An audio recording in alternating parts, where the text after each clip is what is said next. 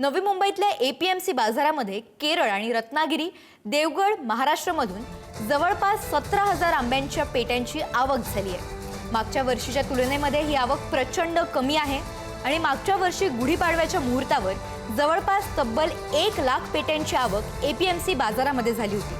मात्र ती यावेळेला केवळ 17,000वरच थांबली आहे। बदलतं हवामान आणि युद्धाचा परिणाम म्हणून शेतकऱ्यांच्या उत्पादनावर मोठा परिणाम झालाय। त्यामुळे आवक घटली आहे आणि त्याचा परिणाम हा आंब्यांच्या दरावर झालाय। कोकणातल्या हापूसला 1800 ते 2000 पर्यंतचा दर मिळतोय, तर इराण आणि अमेरिका युद्धामुळे आवक जावक बंद असल्यानं शेतकरी आखाती देशात आंबा पाठवू शकत नसल्यानं एपीएमसी बाजारामध्ये पाठवतात। हिंदू संस्कृतीतला अत्यंत महत्त्वाचा सण म्हणजे गुढीपाडवा।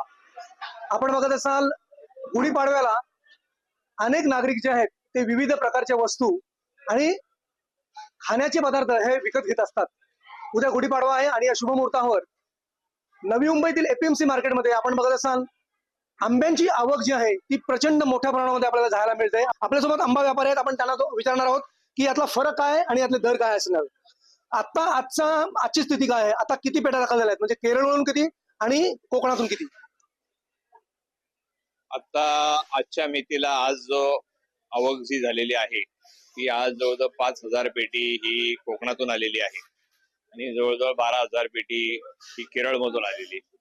केरळमधून जो येतो आंबा तो सगळा काही हापूस येत नाही। त्या 12,000मध्ये जवळजवळ 40% आंबा जो आहे तो हापूस असतो आणि बाकीचा जो 60% जो आंबा आहे तो बदामी असतो। चांगल्याच पद्धतीने सीझन हे 15 फेब्रुवारीला चालू होतं, परंतु आज जवळजवळ 17 मार्च 18 मार्च आज 18 मार्च आहे, तरी सुद्धा ज्या पद्धतीने आंबा यायला पाहिजे तेवढ्या पद्धतीत आलेला नाही।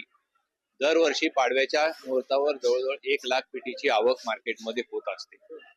आज या स्थितीमध्ये आजच्या मितीला 5,000 पेटीची आवक आहे। उद्या जरी पाडवा असला तरी उद्या कच्च्याची जरी आवक जरी झाली तर ती काही खूप वाढणार नाही, जास्तीत जास्त डबल किंवा जास्तीत जास्त टिबल होऊ शकते, 10 ते 15 हजारापर्यंत जाईल। पाटील, पुणारी न्यूज, नवी मुंबई।